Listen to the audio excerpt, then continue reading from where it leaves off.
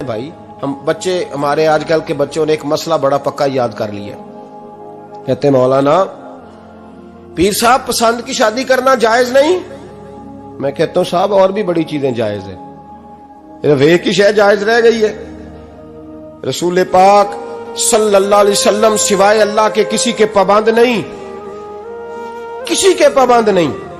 پر جناب سیدہ خدیجہ الکبریٰ رضی اللہ تعالی عنہ نے پیغام نکاح دیا، یا رسول اللہ میں شادی کرنا چاہتی ہوں، حضور کسی کے پابند نہیں۔ اور میرے محبوب نے فرمایا میرا چچا میرے والد کی جگہ ہے، میں اپنے چاچا سے پوچھ کے تمہیں جواب دوں گا۔ یہ ہے پسند کی شادی جو میرے نبی نے بیان فرمائی ہے۔ تو سارا کچھ کراس کر کر کے گزر جاتا ہے، یہاں تو حال یہ ہے کہ پالنے والا کوئی اور سائے میں بیٹھنے والا، باغ تیرے دی کر کر راکھی میں ساری عمر گزاری، تو جدوں اے پھل پکن تے آیا تے لے گئے ہور بپاری۔ اور بیٹا گزرتا ہے اماں کے دروازے کے آگے سے، اماں کے دروازے کے آگے بیٹا امرود لے کے آیا ہے 6 کلو۔ توجہ ہے میری بات پر؟ ادھر دیکھیں جی، چھوڑیں تھوڑی دیر ہماری سنیں۔ وہ امرود لے کے آیا 5-6 کلو، تو اماں کے دروازے کے قریب سے گزر گیا رات کو، تو کمائی کھانے کا ٹائم آیا نا، تو گزر گیا۔ تو وہ وزیر اعظم سے ڈرتا ہے نا، تو جا کے بی بی سے کہتا ہے بی بی کے حقوق دینا بھی رسول اللہ کی سنت ہے۔ لیکن یہ کیا بات ہوئی، تو نے بیوی اور ماں کا مقابلہ شروع کرا دیے؟ سمجھ تو صحیح، یہ تیرے لیے کعبے کی جگہ ہے اور تو بیوی کے لیے کعبے کی جگہ ہے، اسے بھی سمجھنا چاہیے، غور کرنا چاہیے۔ 5 کلو امرود لے کے تو ماں کے کمرے کے قریب سے گزر گیا ہے، بی بی کو جا کے کہتا ہے چل آدھا کلو اماں کو بھی دے آ، اس کے کون سے دانت ہیں، تو پلیٹ میں ڈال کے وہ لائی ہے۔ تو سمجھا ہی نہیں، تو نے غور ہی نہیں کیا۔ بندہ تو وہ ٹھیک نہیں تھا، نیپولین، پر کسی نے اس سے پوچھا تھا بتا زندگی میں پیسے لینے کا مزہ کب آیا؟ اس نے کہا کہ مجھے مزہ تب آتا تھا کہ میں اپنی ساری کمائی لا کے اپنی اماں کے ہاتھ پہ رکھتا تھا، اور پھر جب میں اپنی ماں سے تھوڑا تھوڑا خرچہ لیتا تھا نا، تھوڑا تھوڑا، توجہ ہے میری بات پہ؟ اماں جی 10 روپے دے آجے، کہتے جب میں تھوڑا تھوڑا خرچہ لیتا تھا نا، تو مجھے یوں لگتا تھا جیسے میں بادشاہ وقت کے سامنے کھڑا ہوں اور وہ خزانے کا منہ کھول کھول کے مجھے دیتا جا رہا ہے۔ تو اس ذائقے کو سمجھ تو صحیح بھائی، تو اس کو سمجھ تو صحیح بھائی، یاد رکھیں اور غور کریں۔ ماں اور باپ، اور پھر یہ بھی سن لیں، نبی پاک صلی اللہ تعالی علیہ وآلہ وسلم نے ماں باپ کے لیے فرمایا ہما جنتک و نارک، یہی تیری جنت ہے اور یہی تیرے لیے جہنم ہے۔ اگر یہ راضی ہو گئے تو تیرے لیے جنت ہے، ناراض ہو گئے تو چاہے تو ایک 100 پیر کے مزار پہ حاضری دے آ، لیکن جب تک ابا راضی نہیں اتنی دیر تک اللہ راضی۔ یہ حدیث پاک ہے، حضور نے فرمایا جس کے والد راضی اس کا اللہ راضی، اور جس کا باپ ناراض اس کا اللہ۔ ہاں بے شک، اب یہ حدیث ہے نا، تو سارے ولی ایک طرف بیٹھ جائیں، کہیں یا اللہ بخش دے مرید کو، لیکن اگر ابا کہے یا اللہ نہ معاف کرنا، تو اللہ ان اولیاء کی نہیں مانتا، والد کی مانتا ہے۔ اس لیے بلے شاہ سمانی اڈدیاں پڑھنا ہے، جیڑا گھر بیٹھا انہوں پڑھیا ہی نہیں۔ بھائی یاد رکھو، ماں باپ سے پیار کرو، ان کی خدمت کرو، ان کے پاس بیٹھا کرو، اور ماں باپ کو ٹائم دیں، وقت دیں، چند گھڑیاں ان کے پاس بیٹھیں۔ آپ یقین کریں ابا جی سے آپ مشورہ کر لیں، صرف مشورہ، مرضی بے شک اپنی کریں، لیکن اس مشورے میں آپ کو اتنا سایہ ملے گا کہ زندگی میں کبھی ناکامی نہیں ہوگی۔ پر اسی سجن دی مننی ابے دی نہیں مننی، وہ پھٹے پہ جو نلائق ہماری طرح کا بیٹھا ہے اس سے مشورہ لینا ہے، والد سے نہیں لینا۔ باپ کے پاس بیٹھیں، اس سے مشورہ لیں۔ میرے ابا جی کسان تھے، میں نے اپنی زندگی میں ڈھیروں چیزیں اپنے باپ سے سیکھی، درجنوں چیزیں سیکھی۔ میرے والد بڑے خوددار تھے، مزاج میں عجیب سی خودداری تھی۔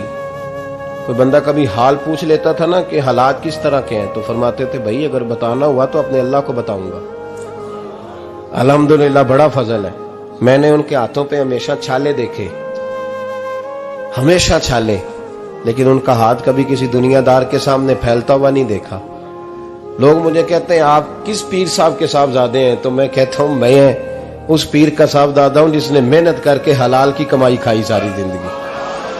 یہ لوگ پیر نہیں ہوتے, یہ مرشد نہیں ہوتے, اور میں نے درجنوں چیزیں سیکھی ان سے. تو سیکھنے تو بیٹھ, تجھے ہزاروں چیزیں ملیں گی. بھائی اپنی زندگی میں ماں باپ کی طرف دیکھو, سب سے ضروری کام ہے انہیں وقت دو. اماں کے او بھائی بڑا مشکل ہے دنیا داروں سے تعریف کرانا. اماں دے کول تے ایویں 2 منٹ راتی بھئی نہ کھی اماں پیر کٹے نہ رضائی جو تیرے کوٹ چھڑا. اماں کہندی جا میرا پتر تھکیا آیا ہے تو سو جا کے, میں کدو کام لگی سا, میں کدو حلوا انڈئی سا, جا سو جا کے. بس یہ کاروائی ہے. تو نے 2 منٹ کے لیے کہہ دیا, سویرے پورے محلے میں تیری اماں کہے گی اللہ میرے پتر ورگا پتر سارے نو دے. راتی آندا ہے تے مینوں گھٹ کے سوندا ہے, اللہ گھٹیا کوئی نہیں سویا بھی کاروائی پائی سو, لیکن وہ سب کو بتاتی ہے. تو بھائی اتنی قیمتی چیز اور تو چھوڑ کے میں ابھی جلسے سے دیر سے آتا تھا نا, اب تو جاتا نہیں زیادہ جگہوں پہ. کوشش کرتا ہوں کہ چلو ماحول کے مطابق, تھوڑا خشک آدمی ہوں تو ہر جگہ سیٹ نہیں ہو پاتا, اس لیے کم جاتا ہوں. تو کبھی رات کو آتے تھے نا دیر سے, میری اماں جی شوگر کی مریض تھیں, تو میں چھوٹے بھائی کو فون کرتا تھا کہ اماں جی سو گئے, کہنے سو گئے.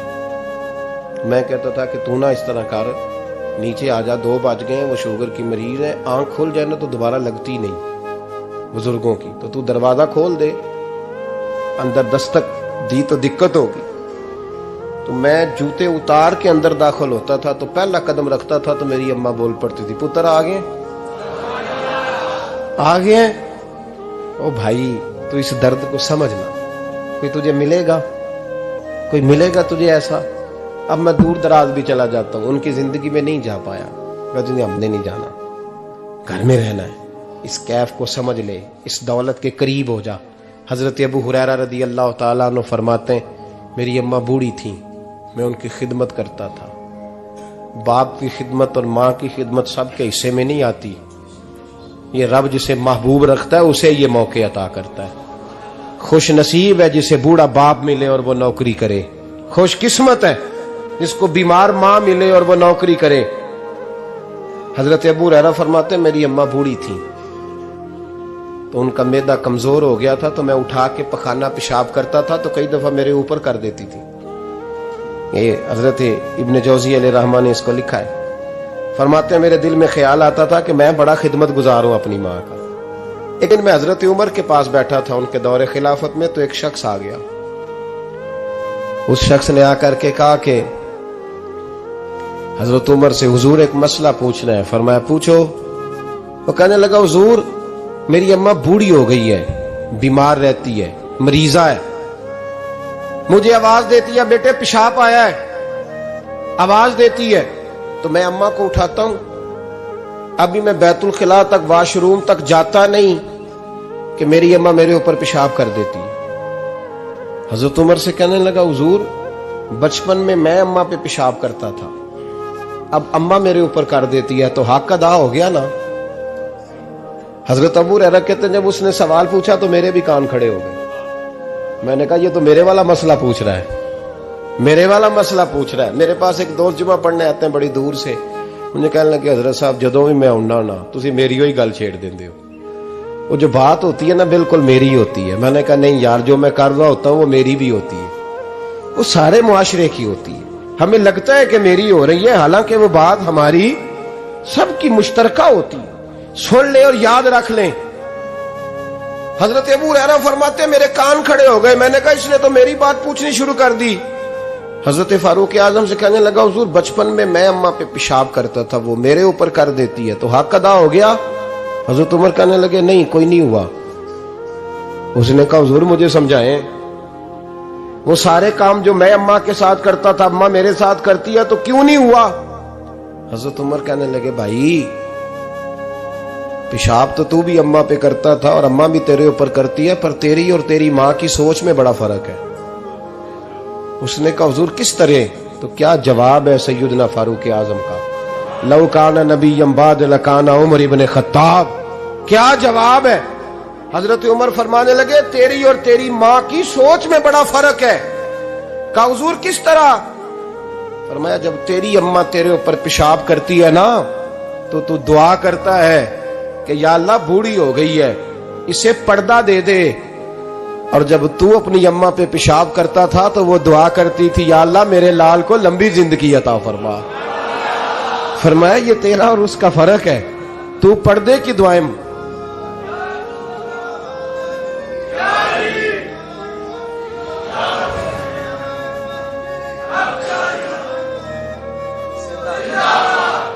سنے عزیزو، کہا جب تیری اور تیری ماں کی سوچ میں، اور نبی پاک صلی اللہ علیہ وسلم نے فرمایا ہے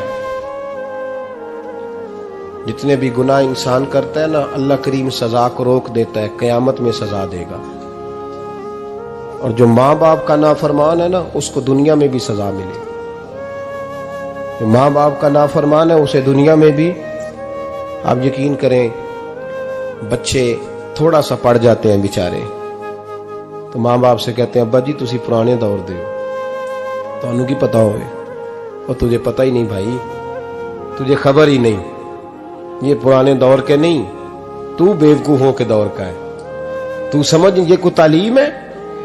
اکبر الہآبادی نے کہا تھا ہم ایسی لاکھوں کتابیں قابل ضبطی سمجھتے ہیں، ضبط کرنے کو دل کرتا ہے، ہم ایسی لاکھوں کتابیں قابل ضبطی سمجھتے ہیں جن کو پڑھ کے بیٹے باپ کو خبتی سمجھتے ہیں۔ باتیں کرنے والی ماں اور باپ اتنا بڑا درجہ ہے، اور بھائی